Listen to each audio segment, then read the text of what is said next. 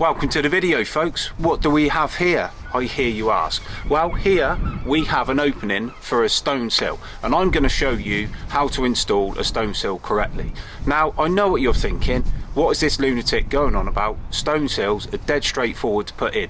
Well, they are, but there's also certain details from certain manufacturers that you need to make sure you're following, otherwise you're installing them incorrectly. I'm going to go through with you a couple of bits and pieces and show you just how they should be done. Now, one important thing to remember is this is the installation guide from the stone that we are currently using. So this is a piece of stone left over from our development that we've recently built, and this is the installation guide from the manufacturer that supplied them stone. There will be a certain difference between suppliers, so it's important that when you start a site or you build your own house, you go to that stone supplier, you ask for the installation guide, they will give it to you, stick to that, and then you're golden. Building inspectors will want to see them displayed on the boards in the offices so they know that you've requested the information and you're working to it. So I'm going to go through a couple of little bits and pieces here, and I'll show you how these stone sills should be installed from this stone manufacturer. They're all pretty much the same, but it's important you check. Let's have a look. So here we go. Here is the opening for the stone sill. So I've got an 830 stone sill and I've left 10mm each side, which gives me an opening of 850. So the briquettes at the back represent the actual window height, and this is where the sill would sit on. So I know there's probably some people in the YouTube comments already that are saying my bond is incorrect. So let's say I started off here, so obviously a half stretcher and then a stretcher, so then half here and 3/4 here, which is correct, and I guarantee a lot of people think this little piece here is wrong. Well, it's actually not. So what you've got to remember is when you put your stone sill on, you should always butt in here, and this little piece is correct, and it keeps your perps in line. So when you go back across the stool, which will sit in here, your perps will always be right. So that's quite a common piece. So what most people would do here is, this is correct, this course, but then they'd go half here and a 3/4 here, which is wrong. Always put this piece in, this is correct. Right, so the first thing our manufacturer wants is an 18-inch damp tray in here for the stone sill to sit on. So I'm going to cut a piece of damp now and I'm going to pop it in there, and then I'll go through some other bits and pieces with you. Right, so there we have it, folks. That is how the 18-inch damp tray should be installed. So it goes all the way up the stool, all the way down the bottom, and then obviously onto, this is where the briquette or the block would be. So this would be the cavity, so this is where your window former would sit in across this section here. So that is how the damp tray goes in, and the sill sits in where obviously where these two bricks are.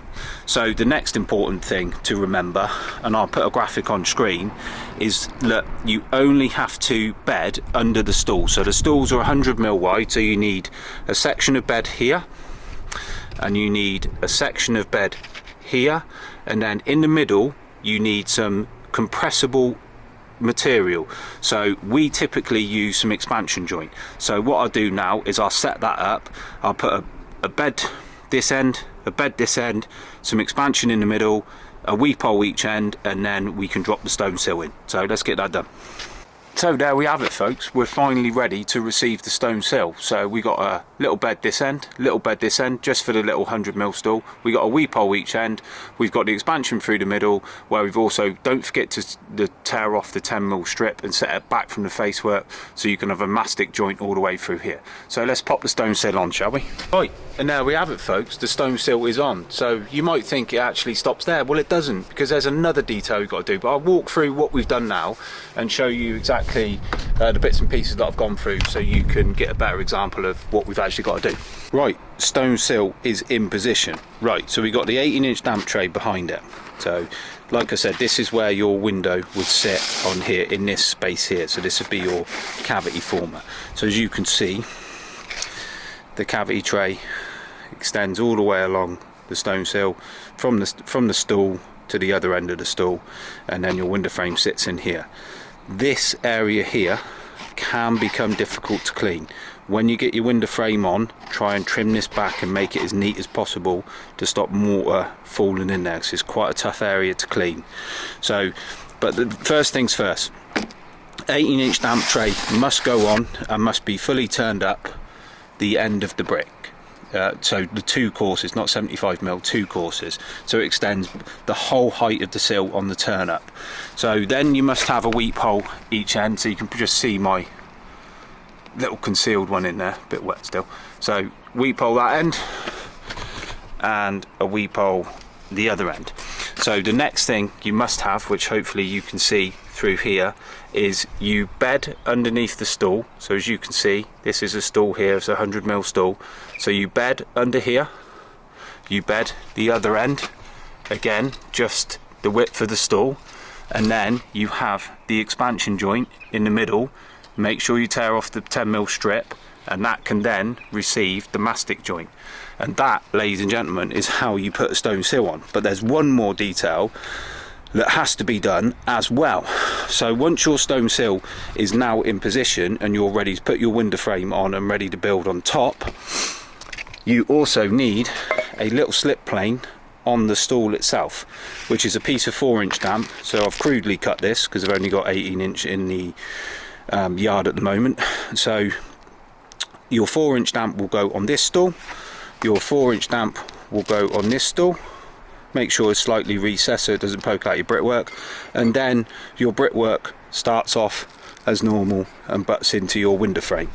So that goes on like that. So that one goes in position there, like so, and then your brickwork will start there, and happy days. So then, as you can see, the sill is totally encapsulated in a piece of damp, which means it can move completely independent to the rest of the building, avoiding any cracks or settlement or difference in thermal contraction and expansion. So that's basically what you have to do just to put a stone sill in nowadays. So slightly different on stone heads, like I said to you, but I'll go through that in another video. Excuse the brickwork, lads. It's just for demonstration purposes. I'm in a scaffold yard. It's Saturday morning. It's about the content and the technical bits, as opposed to, you know, how good my brickwork is. I'm actually quite good, but anyway, you have to take my word for it. So hopefully it gives you a little bit of an insight on how to install a stone sill. You would actually think it's quite easy, but when you get into the technicalities of it, there's a few bits and pieces you need to follow. So if you want to find out how to install wall ties correctly, how to do stone, etc., so click on the videos on the screen now.